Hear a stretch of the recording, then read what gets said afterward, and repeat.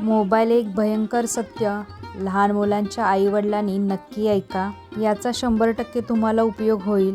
Hello, नमस्कार, श्री स्वामी समर्थ. मी रेश्मा, तुम्हा सगळ्यांचं रेश्माच्या दुनियादारीमध्ये पुन्हा एकदा स्वागत करते. 2 दिवसापूर्वी आमच्या आईच्या पायाला गंभीर दुखापत झाल्यामुळे MRI काढण्यासाठी एका सेंटरवर घेऊन गेलो.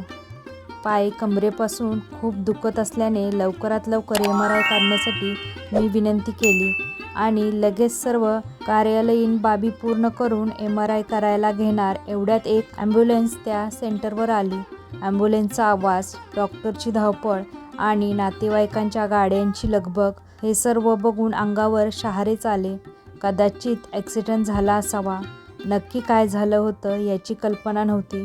तेवढ्यात 5 ते 6 वर्षाच्या एका मुलाला ॲम्ब्युलन्समधून बाहेर काढलं. त्याच्या पूर्ण चेहऱ्याला ब्राऊन पट्टीने कव्हर केलं होतं. तोंडातून एक नळी बाहेर काढून त्यातून त्याला कृत्रिम श्वास देत होते. त्या मुलाच्या शरीराची हालचाल अजिबात दिसत नव्हती. बहुतेक तो कुठून तरी पडला असावा आणि चेहऱ्याला खूप मार बसला असावा असं मला वाटलं.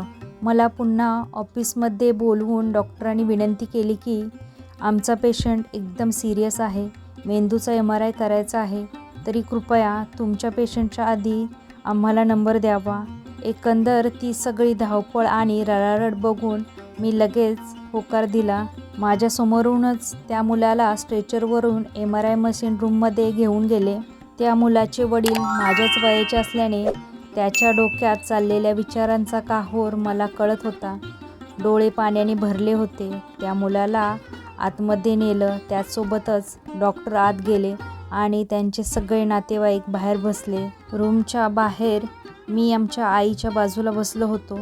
तेव्हा त्याचे वडील माझ्या बाजूला भिंतीला डोके टेकून छताकडे बघत शांत बसले होते. शेवटी मी त्या मुलाबद्दल त्यांना विचारले. त्यानंतर त्यांनी जो खुलासा केला तेव्हा माझ्या पायाखालची जमीन एका क्षणासाठी सरकल्यासारखी वाटली. त्यांनी सांगितलं की सार्थक आमचा एकुलता एक मुलगा होता.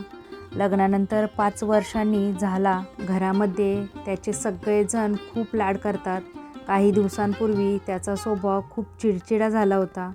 त्याला पाहिजे ती वस्तू आम्ही लगेच उपलब्ध करून द्यायचो. मोबाईलवर गेम खेळणे, यूट्यूबवर व्हिडिओ क्लिप बघणे हा त्याचा आवडता छंद झाला होता. हातात मोबाईल दिसल्याशिवाय तो जेवतच नव्हता. काल संध्याकाळी त्याला खूप मोठी उलटी झाली आणि त्यानंतर त्याला चक्कर आली. आम्ही लगेचच त्याला जवळच्या डॉक्टरांकडे नेलं, परंतु तो शुद्धीवर येत नसल्याने त्याला आम्हाला इकडे आणावे लागले. कालपासून याच्यावर उपचार चालू केले आहेत. अजून शुद्धीवर आला नाही. मेंदूचा MRI केल्यावर आजाराच्या अजून जवळ जाता येईल म्हणून आम्ही डॉक्टरांसोबत इथे आलो आहोत. डॉक्टर आपल्या स्वतःच्या मुलाप्रमाणे त्याची काळजी घेत आहेत. त्यांच्या म्हणण्याप्रमाणे मोबाईलच्या अतिरिक्त वापरामुळे मेंदूवर परिणाम होऊन तो कोमात गेला आहे.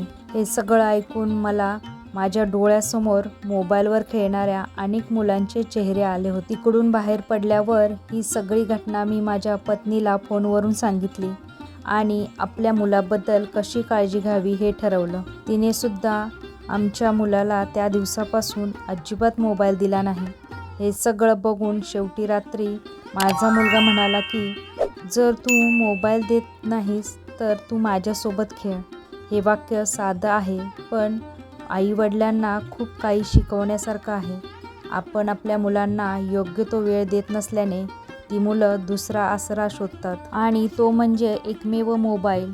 हे असं का होतं याचं उत्तर मला त्याच रात्री माझ्या 3 वर्षाच्या मुलाकडून मिळालं. या अशा जीवघेणे आजारातून आपल्या मुलाला कसं वाचवायचं हे आता सर्व पालकांच्या हातात आहे. कारण तुम्ही मोबाईल वापरणारे सुज्ञ पालक आहात. आपल्या मुलांना वेळ द्या, त्यांच्यासोबत खेळा. मुलांसमोर पालकांनी मोबाईल जास्त वापरू नये. मुलं जेवत नाहीत म्हणून त्यांच्या हातात मोबाईल देणे लगेच बंद करा. आपल्या लहानपणीचे खेळ त्यांच्यासोबत खेळावे, त्यामुळे आपलासुद्धा विरंगुळा होतो. मुलांना कधीतरी मातीत, उन्हात खेळू द्या, पावसात भिजू द्या. आपणसुद्धा मातीत खेळून पावसात भिजून मोठं झालोय हे कधीही विसरू नका. त्यांना मातीचे किल्ले बनवायला शिकवा. त्यांना पोहायला शिकवा. कॅरम, बुद्धिबळ, सापशिडी, लुडो यासारखे खेळ खेळायला शिकवा. आजूबाजूच्या 4-5 मुलांना एकत्र करून आपल्या काळातले जुने खेळ शिकवा. त्यांनासुद्धा आवड निर्माण होते.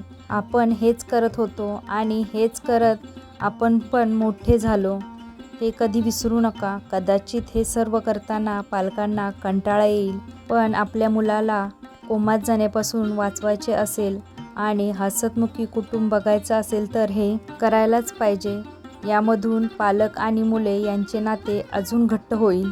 शेवटी कमवलेला पैसा तसाच राहतो आणि आपल्या मुलांना योग्य संस्कार करण्यात आपण कमी पडलो, त्यांना वेळ दिला नाही, याचंच आयुष्यभर दुःख मनात घेऊन जगावं लागतं.